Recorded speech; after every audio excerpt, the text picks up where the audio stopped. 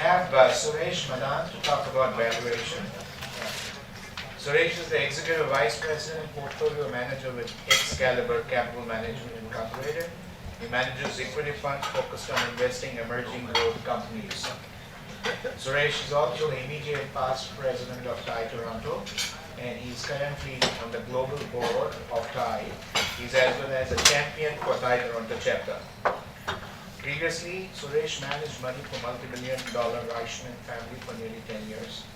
His previous work experience include Big Four management consulting, financial advisory, corporate planning, sales and marketing. He has about 30 years of experience in North America, Middle East, South Asia. He's also the chairman and director of IM US and Pan IM organization representing North American-based alumni of All Indian Institute of Management. He has had brilliant academic record, and every aspect of academic pursuit that he's undertaken, he's received gold medals, including for Bachelor of Science, MBA, Engineering, and I don't know what the fourth one was for. He's also Chartered Financial Analyst and Canadian Investment Manager. Please help me welcome Suresh Madan.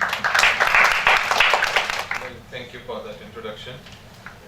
Well, there have been lots of questions relating to what percentage a VC will take, what percentage an investor will take, and but the key in arriving at a percentage of what an investor will take in your business is to arrive at where is your business, how much it is worth today, and how much it's going to be worth in future, and how do you assess that. So I'm going to talk a little bit about valuation, how to determine value, and also specifically focus a little bit on the early stage companies, and then discuss some strategies what you can do to increase value today so that you get higher financing, as well as increase value as you go forward after you have got the financing as well. Thank you for the generous introduction. Just a little bit of my background. I do invest for living, and I look for companies, and many of them are early stage companies where we would like to invest and put our dollars and ultimately make money. I have a background of business valuation. I worked for Deloitte for a few years as a consultant to value, and I've been involved with TIE for many years as a volunteer in various capacities, as well as I was on the jury of Canadian Innovation Exchange, which is happening next week.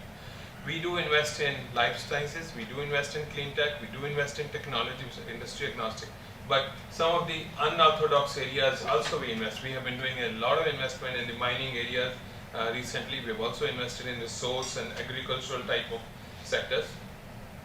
So why is valuation so critical? First, you know, you want to raise money, you want for financing, you want to know how much it is worth. Also, valuation is worth whenever you're doing a strategic transaction, maybe an exit transaction, where you want to bring in another strategic investor to participate in your company. Sometimes companies undergo generational change. There are so many baby boomers retiring, and there is an opportunity to buy an existing business and then change that business and enhance that business in the way you like. And that could be a reason why you may be a buyer rather than you need to be a seller, and there's no better way of getting into it.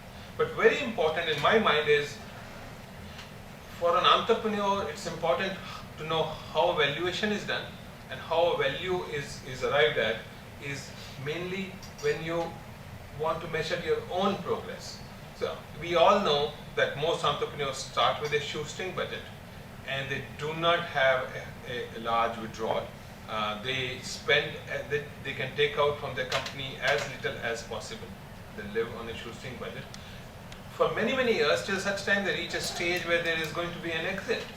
And that's how they approach the business. If they don't know whether their business is enhancing value, whether the value today is more than what it was 3 months ago or 1 year ago or 2 years ago, they won't know whether it is worthwhile keep on doing what they are doing or quit and move on to something else.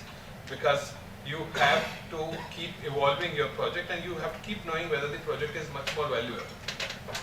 In fact, I'll give you a lifetime example of situation which I saw at this very room with TIE Institute last year. There was a very interesting company, one of your the first batch of that group, and he made a presentation. We all liked the presentation, so I set up a meeting, and so we discussed about that particular business for a very detailed length. I asked him all kinds of technology questions based on whatever limited understanding I had on that technology, and he answered everything perfectly. I was very impressed on how the product works, how the things he has lined up. I asked him all kinds of questions on the market opportunity, and he described the overall market, how he intends to get his early customers, what success he has already achieved in so many of his customers, etc., etc. And so I was very interested. I was very interested to invest in this particular company. And I asked him how much does he need, and he said, well, I want to do this now, and I need just $100,000. That was very low. Okay, that's very interesting. So I want to write a check right away. But he didn't know how much his company is worth. So I gave him a proposal. I said, well, you don't know what your company is. In fact, how much have you spent so far? And he said, well, my dad retired as a telecom engineer, and he wrote all the code. So I didn't have to hire any technical person. And I spent time going around for the last 6 months or so, looking at it. And we had another person who's a relative who's given us some advice on the patent, and we have not yet paid him anything. He will charge us something, but we have not paid a penny as yet. Okay? And his sister did some groundwork in terms of approaching some initial customers. So how much have you spent? 15,000 cash in his company. Okay, so what's the value? And he had no clue. He had not even incorporated a company as of that day. I said, well, okay. To cut the long story short, I gave him a number of different alternatives. One of them was that we will fund you for the next 3 years for your growth plan, and we will fund you 100% of whatever you need for the next 3 years, but I want 75% of the company. We couldn't reach a deal. Okay. I said, I want 20% of the company. I'll give you a little bit more than $100,000. Let me know how much you want. And we could not reach a deal because he did not have a good sense of what the value of the company is.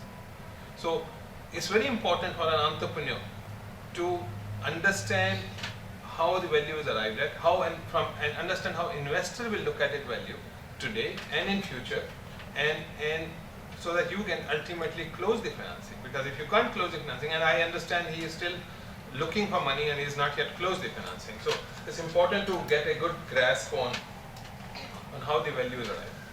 Now, valuation is done by a number of different approaches, and there is no single right approach. I mean, there is discounted cash flow method, comparable, industry metrics, options, and whatnot. I'll focus a little bit more on discounted cash flow method because it is way more logical. It is simply as present value of expected future cash flow. The intrinsic value is computed based on what the earning power of the company will be going forward. And you arrive at the earning power. Now, if it was an operating company, had a long history, it would have been easier to get to the earning power. But an early stage company, sometimes the assumptions in the cash flow are too onerous, and resultingly it becomes a problem. You are able to arrive at a firm's valuation based on expected cash flow, and I'll go through some of the quick ways on how we arrive at the cash flow, and whatever discounted cash flow you calculate is a little more convincing, and you will be able to convince. And it also looks at typically investors the entrepreneur's orientation, which is a long-term horizon. Looks at what the business will generate over a long period of time. So the most critical part in that calculation, and my fellow speaker said, don't give an equation. So I'm not giving an equation, but giving a concept. Okay, so the most critical part is the estimation of future cash flow. So you look at your current earnings, if there are any positive earnings. You look at based on your margins. You have to make a forecast of your revenues. You have to make a forecast of your cost. Arrive at your margins. Arrive and adjust those margins to normal operations. Over the next many years, like at least 5 years, you look at your expected cash flow. And then you also look at the growth in cash flow, because products and projects undergo a product life cycle. Early stage you will have a little bit higher growth, gradually the growth will become more normal, and so you'll have to arrive at and get an understanding of the growth rate, both current as well as terminal, and also look at what are the parameters, what are the catalysts for this growth. Is there a barrier to entry? Will the high growth subside because there will be so much competition as you go forward? And then you have to arrive at what appropriate discount rate you will apply based on the risk of capital. You have to look at the cost of capital, you have to look at cost of equity, what VC or anybody else will give you. You have to look at if there's an opportunity to raise debt. In the later stages of the business, there will be more opportunities to raise debt, and debt is typically cheaper than cost of equity. So you'll have to do a mix of finance to arrive at an appropriate discount rate. So this is fundamentally true, fundamentally right, discounted cash flow method, but becomes very difficult because of the onerous assumption. So typically, from an investor's point of view, you look at something which you can tag onto another industry standard parameter. So you look at the market prices of other things, other types of business organizations which are being used in that. And the philosophical reason behind it is it's very difficult because of these assumptions. It's very difficult to measure exact intrinsic cost, and also value is what others are willing to pay. And if the value is what others are willing to pay, you will essentially have to say what comparable assets are there, what is the multiple these assets are going at, and what I can get from those assets. So a lot of times we use price to earning ratio, and these statistics are available in the market. They're available publicly, readily, and these are standardized measures. Everybody knows how to compute the earning of a company, and you say, okay, my business is going to be such, my earning is going to be such, 15 times of that earning is what I will. Smaller companies tend to get a higher earning to price to earning ratio. If you look at S&P 500, which are the 500 largest companies in US, and Russell 2000, which is 2000 companies in US. Russell 2000 includes 1500, which are much smaller companies than the original 500 in the S&P, and the PE ratio in those is significantly higher. Some companies attract much higher price to earning ratio. In many cases, because the earning itself is very small. For example, Facebook is currently trading at 120 times price to earning ratio, which is why there is so much of speculation of its stock price. But Apple, which is way more established company and it's the largest company, is trading at much lower. So price to earning is one of the parameters, but there are others like price to book, which is more easier established. Book value is the amount of money you actually spent in that particular company. So 3 to 4 times, Facebook for 3.48 and Apple for 4.4 times is an indication of value for price to book. Also, it's a lot of time people use, okay, what's your revenue? Because revenue comes first and earning comes later. And sometimes the revenue comes 2-3 years before earning starts to come. So what's your revenue? And therefore, what should be the price based on your revenue for a comparable asset? So one can look at price to earning, one can look at an enterprise value to EBITDA. And so there are a number of parameters which you can use to arrive. Main reason you would use it is it's easier, it is convincing, it does reflect the market modes because the market does undergo its own gyrations. Some years or some quarters when it is easier to raise money, you will also find that the stock market in those quarters is generally better. And when the stock market is under pressure, it becomes more difficult to raise money because the mood of the market in terms of financing, even in the VC, who may have money committed, becomes a little bit more difficult because they are themselves nervous on the overall valuation going forward. So this is another approach, but even easier approach which many people adopt and many people use, and you have to find the niche in your specific industry in terms of the industry parameter.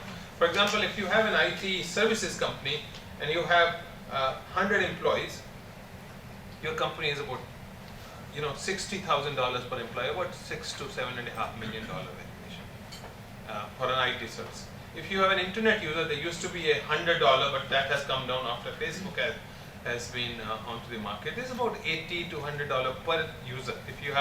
If for example someone like Keek, they're growing in terms of number of user base. If they have an X number of users, roughly $80 to $100 per user is the value of the company. So that kind of gives you an indication of the company. 10 million. So in a non-technology area, for example, if you have a gold mining company and you have an exploration assets, you don't have a mine as yet. A mine is few years away, and you need a huge capital expenditure for the mine. Just for having proven that there is a resource of gold in the ground, which at some point in time can be taken out, is about $75 to $90 an ounce.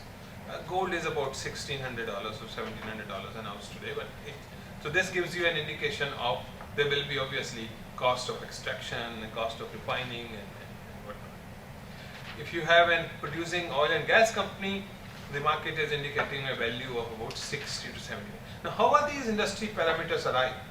Mainly they are arrived at from looking at the transactions which have closed.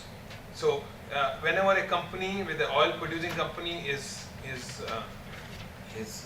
sold, or there is or an investment takes place in that company, typically the data services will collect information on what was the industry parameter or metric against which it was being valued, what was the amount which was given, and so far so many 20 or 30 deals have happened in last so many years, and so average price for that particular industry metrics is this. So you have to watch for the right industry metrics in your specific industry to see what is your value, because that has to be that will be relevant and important to you.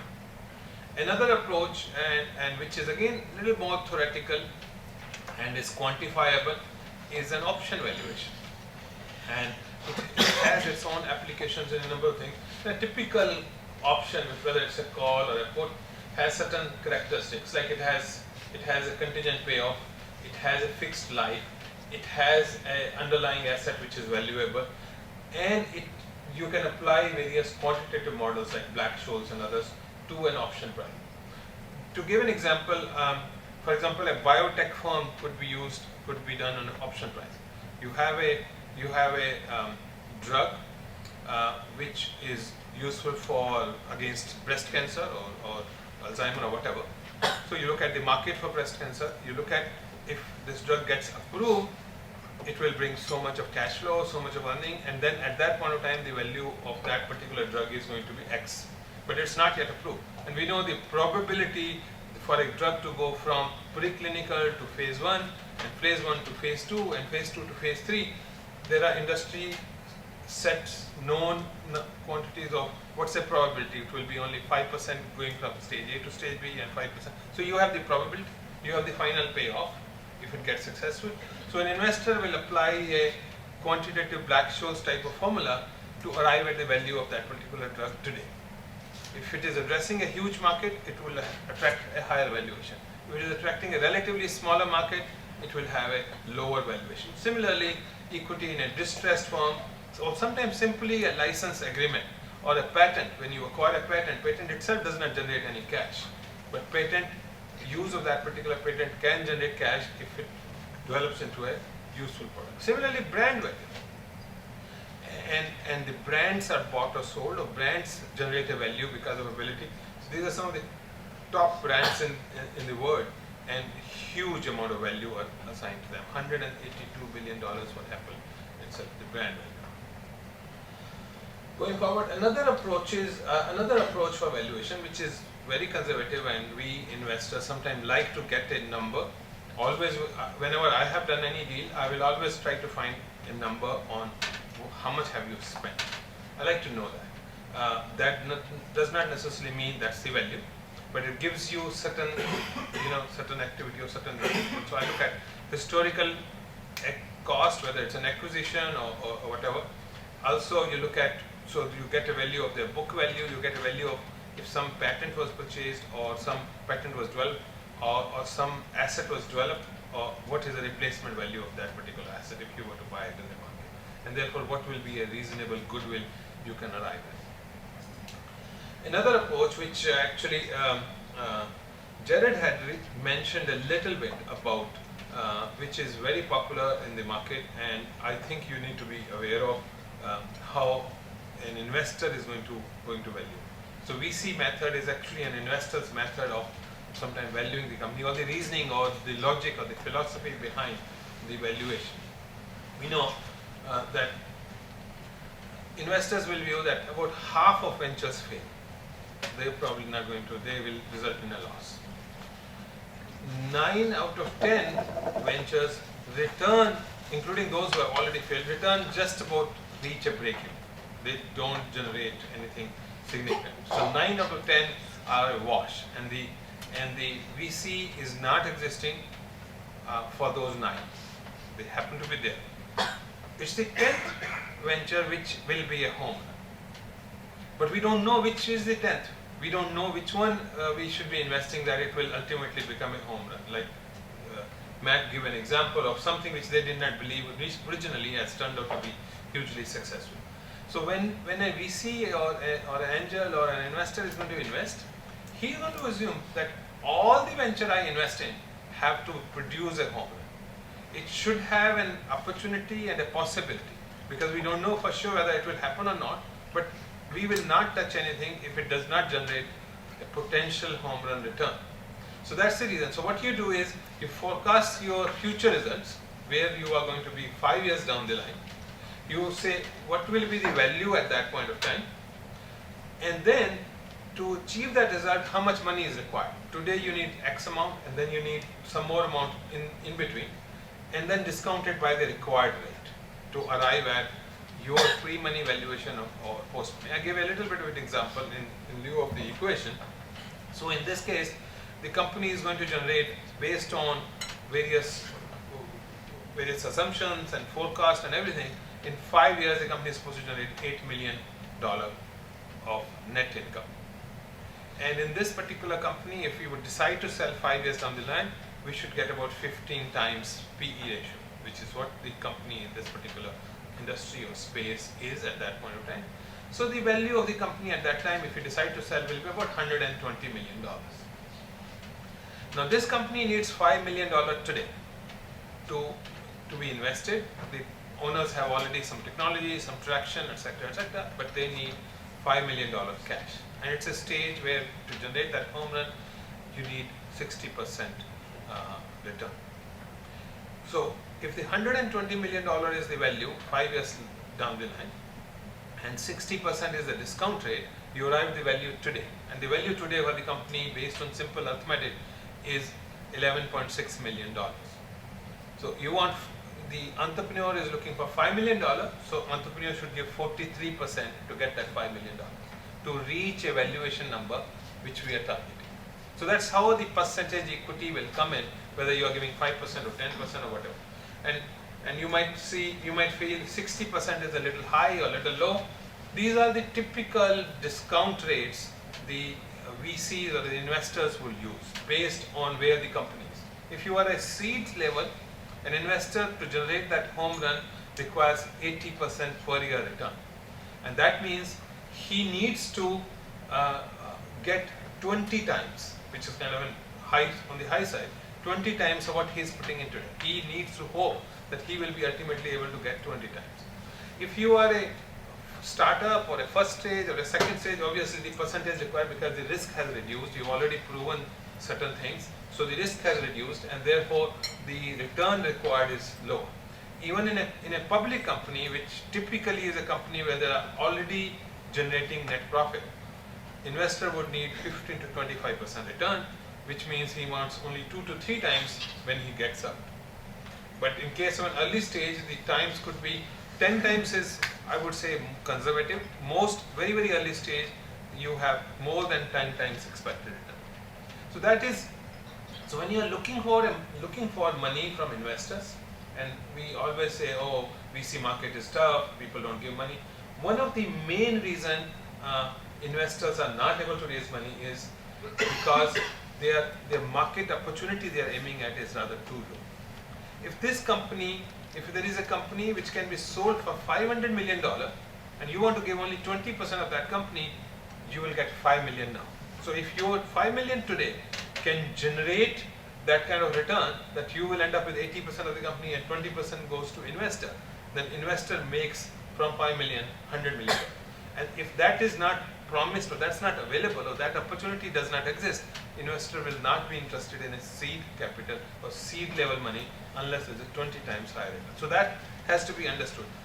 Especially when you're going out raising for money, you need to focus and target on a bigger market opportunity. Let's move on to specifically to early stage companies, because early stage companies are hard to value. Many of them have very high growth rate. Their growth rate is increasing every month after month. They are achieving double-digit growth rate revenue numbers. That could become an issue in terms of discounted cash flow valuation, and you don't know whether those numbers are right. Also, these companies do not have positive cash flow. Resultingly, they become difficult, and many of them are in a new space or a new environment or a new industry that it becomes difficult to find both the history as well as comparables. So what we normally do, if we have to use our different valuation approaches, is we will try to estimate growth. We will use portions to fulfill our three main assumptions of cash flow, growth, and discount rate. We will use whatever information is available from either industry or a comparison of an industry, or from the history of that same company or the industry of that same company. So we'll try to go over and normalize the cash flows, normalize the growth, and normalize the discount rate on whatever parameters are available to arrive at a discounted cash flow valuation. Now, if you have you know how the value is computed, but there are strategies available on enhancing value. And again, the focus on those strategies for enhancing value is again those three main assumptions: generating cash flow, growth rate, and discount rate. So you do everything possible to enhance your cash flow, increase your revenue, increase your margin, which will generate cash flow, and reduce your capital expenditure and reduce your working capital by various types of strategies to achieve and enhance cash flow, and which will generate increasing value. Then you have to enhance growth, and enhancement of growth in your cash flow will happen by adding new product lines or enhancing the features of your product to enhance the user experience and therefore your ability to charge more, and also go out to newer markets where you have not gone and try to expand geographically in that area, and also enhance demographic appeal of those products. To reduce your discount rate, which will help enhancing value, is to reduce the cost of capital. So you'll have to look at your leverage, ability to substitute some of the equity with debt, changing the finance mix in that way, also changing your operating leverage and reducing your tax burden, which will reduce overall cost of capital. More importantly, for smarter startups, you will have to create value in the new areas. So the valuation in the new area is going to be by enhancing your or expanding your market share with products as well as market expansion, and also acquiring businesses in a related area where you could buy your supply chain, you can and enhance vertically, or you could buy horizontally by expanding and enhancing the capacity. Now we all know that number of companies use many of these strategies to enhance the valuation. Both in existing businesses as well as enhance valuation in new areas. And the key strategies are barrier to entry. We all know about the thermonuclear war going on between Apple and Google, which was started by Steve Jobs, and it continues still. Again, it's on patents, on copyrights. Again, having the right branding and having the right first mover advantage, which you have to create. The things like licenses or distribution agreements or exclusivity, they all enhance value. So it's very important whenever you are negotiating any transaction with a third party, it's very important that you negotiate these agreements in such a way which will ultimately result in enhancing value. Barrier to exit is equally important as much as barrier to entry, and one of the reasons Facebook is able to command 120 times price to earning is because it has a sticky product, and product, even if you're not happy with the application, it becomes very difficult to get out having started, because so many of your friends are on Facebook, and so you have spent so much time in posting your own pictures and posting your own story and cultivating your friends in terms of providing them lots and lots of information, that it becomes extremely difficult to get out of that product even if you're not happy. So that's why they're not losing that many clients, and resultingly valuation will come over a period of time. Same strategy with Canadian telecom companies. If you have ever tried to cancel a internet or telephone or wireless from Rogers, they will you have to wait for hours and hours on the phone, and still may not be successful in cancelling, because they make the cancellation policies so onerous, becomes difficult, and that's one way to prevent customers going in, even though customers may not be happy in many cases. There are other ways to prevent value collapse, and you have to be, and especially for smaller early stage companies, valuation will be significantly more if an investor sees a team rather than one man. In a company which is, the idea generally comes from one man, but and one man has really put in initial hours, but from a valuation perspective, an investor will be much more comfortable and will assign a much higher value if there is a team rather than a one-man show. Similarly, newer products, newer concepts, newer ideas, well-maintained facilities or equipment, as well as absence of any undisclosed liabilities. There is, in terms of evaluation, the entire discussion can go off if an investor or a strategic partner subsequently finds that there was some liability or some event which had happened in the company which was not disclosed upfront. And especially when you are looking at exit, you have to be careful and cognizant of disclosing all the problems upfront and getting it out of the way before you get into any nitty-gritty of the valuation discussion. So, that's all about valuation. I would maybe give a 15-second plug into my own fund, like my previous speakers have done. So we are a Toronto-based hedge fund. We are very similar to the structure they described. With a limited partnership, and we started in 1997. Our focus is to invest in early stage emerging growth companies. We look at innovative companies. Again, very important for us is large market opportunities. We do not invest in companies which address smaller opportunities, because we will not be able to get out, and we will not get the home run we are looking for. So we do invest in private placements. We do invest not very early stage, we'll say mid to late stage companies, and we continue to invest in public companies as well as a structure. So we look for that 15 to 20% lower percentage again. Very important for us is a credible execution plan, and but the company or the product must address a specific pain of their customer. That's value proposition is critical, and if we are not able to understand that pain, and we are not able to verify that pain from company's customer, we will be hesitant to put in any money. And again, credibility of the management in terms of putting forward the different milestones, and their credibility in having achieved those milestones are extremely important. Disclosure of all problems is very, very critical. We will walk away if we find out later that there was any issue. And also we want to see the skin in the game. We want management's interest and even their financial commitment into the company. Thank you, and I'll be happy to answer any questions.